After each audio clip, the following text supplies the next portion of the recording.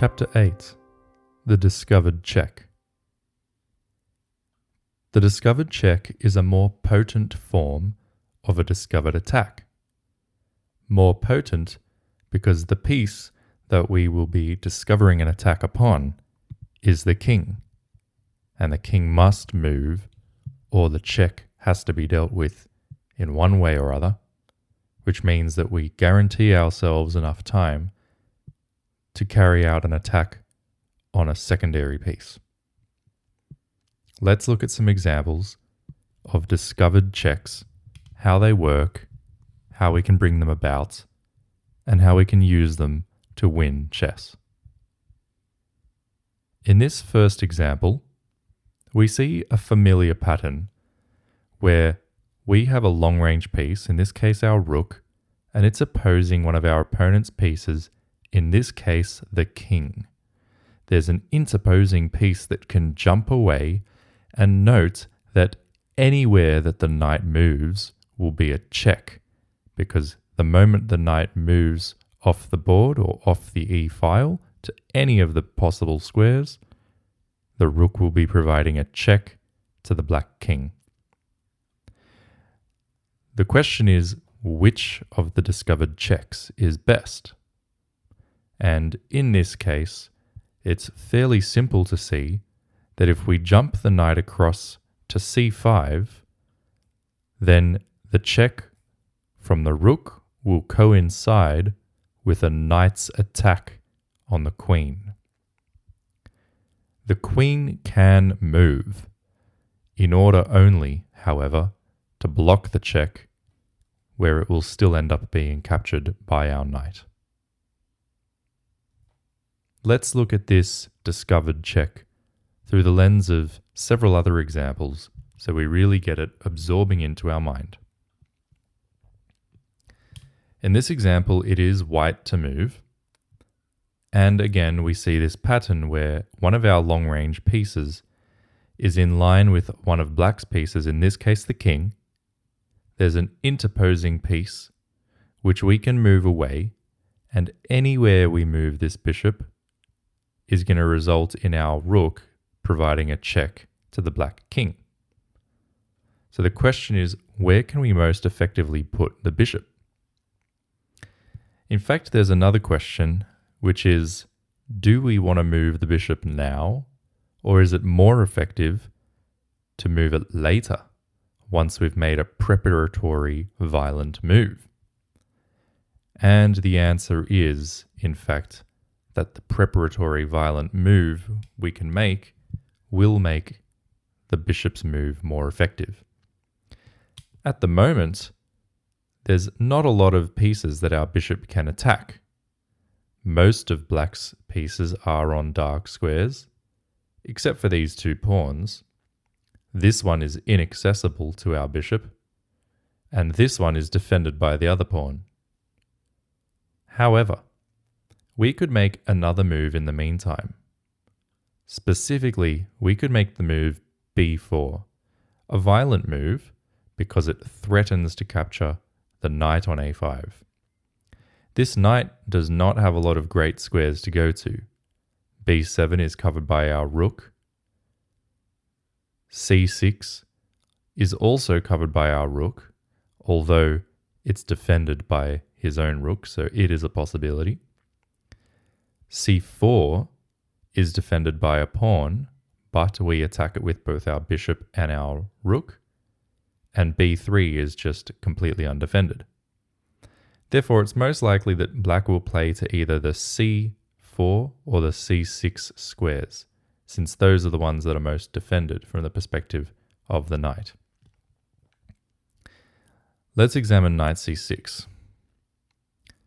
If knight c6 is played, we now have a target for our interposing piece. Specifically, we can move this piece away now to d5, where it attacks the knight, being the second attacker of the knight, the first having been the rook. In the meantime, our rook provides that discovered check, meaning the black king has to cover the check somehow, either by moving, by taking the checked piece, which is not a possibility in this scenario, or by interposing a piece of his own between us. In this case, that's what he does. He plays knight e7. Knight e7 does not save the knight. We still capture it, and we've won a piece. If we just go back, we can examine what might have occurred if knight c4 had been played. In this example, the discovered check still works. We simply take the knight with check. Now the king either has to move or otherwise simply give the rook up first before moving. Once the king moves, we can then replace the bishop on a nice square and continue on from there. Let's look at more discovered check examples. In this example, we're once again going to have to use a violent move to bring about the possibility of a discovered check. Now, looking at this position, nothing leaps out as particularly obvious. We do see some tension between the knights. We see some tension between pawns, but we don't see any discovered checks available. And indeed, in a regular game of chess, we're not going to know which particular tool we need to use until we've examined the violent moves and whether or not they work given the tools that we have. So in a game, we would examine moves like pawn takes pawn or knight takes knight. But it's also important that we examine moves like knight to f7, because that move forks the queen and the rook. A lot of times we would discard this potential move on the basis that after knight f7, the king can simply take the knight. But that's where we need to start using all these tools we're creating for ourselves, or this inventory we're building for ourselves. Because if we end up with a king on f7, it will be opposing our rook on f1. And this interposing piece on f4 will be able to move away. And if it moves away anywhere off the f-file, it would be a check against the king. In fact, it could move to g5, capturing a pawn, checking the king, and attacking the queen at the same time, therefore justifying the move knight f7. This beautiful knight fork essentially forces the king into a trap, a discovered check, which wins the queen. In this example, it's black to move, and this is an illustrative example from two perspectives. One is the idea of a windmill attack. The windmill attack is a very famous form of discovered check, and it occurs in this kind of a scenario where the king is boxed into a corner and we are able to provide a discovered check from a long-range piece by moving one of the interposing pieces, and the interposing piece can move away, providing a check. The king only has one square to go to, and then that interposing piece can return to provide the check again, forcing the king back, and then the interposing piece can again move, giving another check. Let's see how this works. We can move our rook away anywhere and it will be check. We get essentially a free move with the rook. So where do we want to go? Well, we should want to come and take this pawn. That is a free pawn and a check to the king. The king has to move. And now we can return and give another check.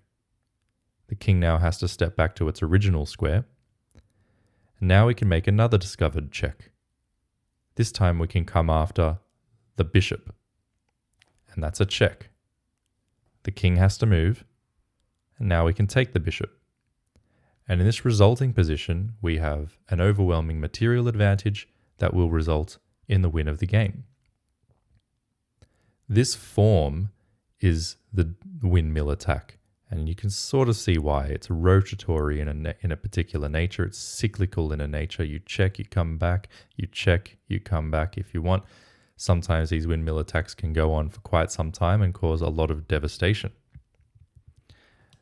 Stockfish has actually found a better move here than going for the windmill attack. As we've seen, the windmill attack completely forces a winning position, so that's perfectly fine. But Stockfish also points out a very nice move of rook e2 check. The point of rook e2 check is the king has to move, just as before. But now we can actually follow up with h3. And h3 is a move that's threatening checkmate in 1. If you can imagine this pawn on h2, that would actually be checkmate.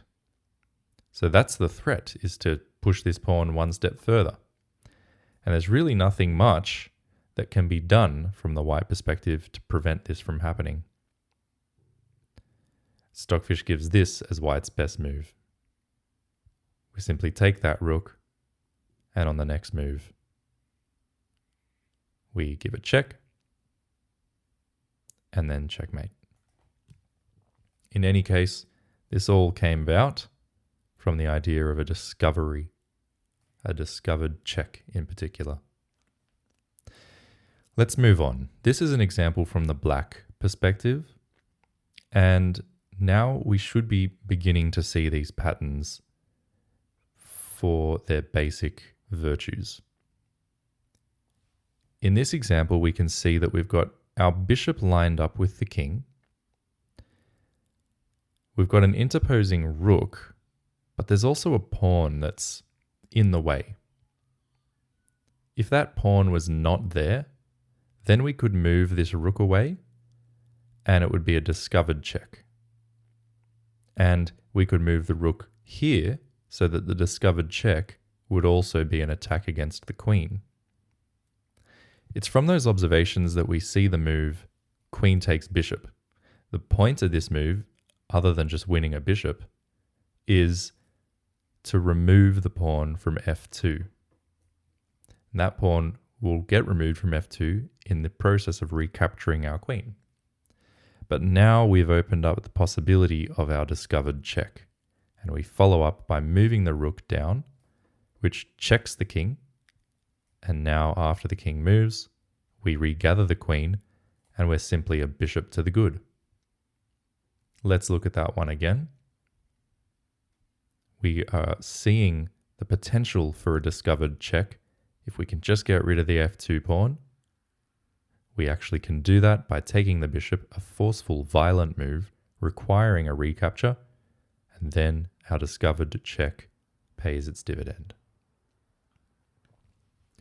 In this example, it's white to move, and again we need to combine some of the previous tools we've learned in order to bring about the prospects for a discovered check.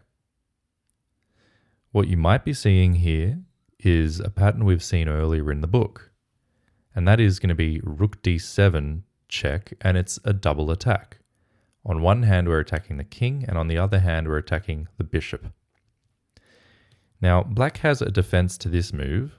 They can play rook c7. This blocks the check against the king, and it also provides a defender for the bishop on g7. So how do we proceed? And here's the point of the example. We can proceed by capturing the rook, which forces the recapture. And now we have our rook lined up against the king with an interposing piece that can move away. And where can we most effectively move it so that it will create as much carnage as possible for the black team? Well, the answer to that is up to f8, because at f8, the check will coincide with an attack on the g7 bishop. So we play bishop f8, check, and when the king moves, we take the bishop, and we have an overwhelming material advantage and can win the game. In this example, it's white to move. once again, we need to use moves of violence in order to guide our calculations. One thing we can see is that we have this queen-bishop battery lining up against the g7 pawn and against the king behind it. However, we can't do much about that at the moment because this pawn is defended by the black queen. From there, we can see the potential to distract the queen away from defense of the g7 pawn by playing rook capturing bishop on d6. If rook takes bishop, queen takes rook, then we're in a position to land this check. And if we land that check, the king will have to move onto this light square g8. From there, we will have a king here opposing our long-range bishop with an interposing pawn that will be able to move forward, giving a check and also attacking this pawn and this queen. This will be a queen if we've taken it with our rook and the queen is recaptured. And those are the observations through which we come to the move rook takes bishop. Queen takes rook, bishop takes pawn, check. King is forced to move here, and now the discovered check from the bishop, which is simultaneously attack on the queen. Now the queen will move, and from here there's various ways to play. You can, of course, simply take the queen immediately. Stockfish prefers to take the rook immediately, although it really, in practical terms, doesn't really matter. The fact is, this queen can never do anything better than give itself up for the bishop. So there's no real rush. Stockfish here even adds pressure to the pinned piece by bringing the rook to d1. And when the queen moves away, then finally Stockfish decides to take. In any case, the point of this example is to show that there's a move of violence that makes our calculations quite accurate and easy. And if we're able to be aware of and know about and aim for the tool of a discovered check, we'll end up winning a queen. With it, the game. In this example, we once again have the basic format of a long-range piece in contact with the king. There's an interposing piece, and if we move that piece away anywhere, it would be check. But in this case, we can move it forward one step, and the check will coincide with an attack against the queen. That means we're going to win the queen. The best move, according to Stockfish, is to block with the knight, which in some sense counterattacks our own queen. But not really, because this knight is actually pinned. So although we take their queen, they cannot take ours. In this example, it's white to move. And once again, the basic format, a long-range piece in contact with the king with an interposing piece that can jump away, and anywhere it jumps will be a check. So where is the most effective way to jump and deliver a discovered check? Knight d6. This way the check coincides with an attack on the queen, and we win the queen.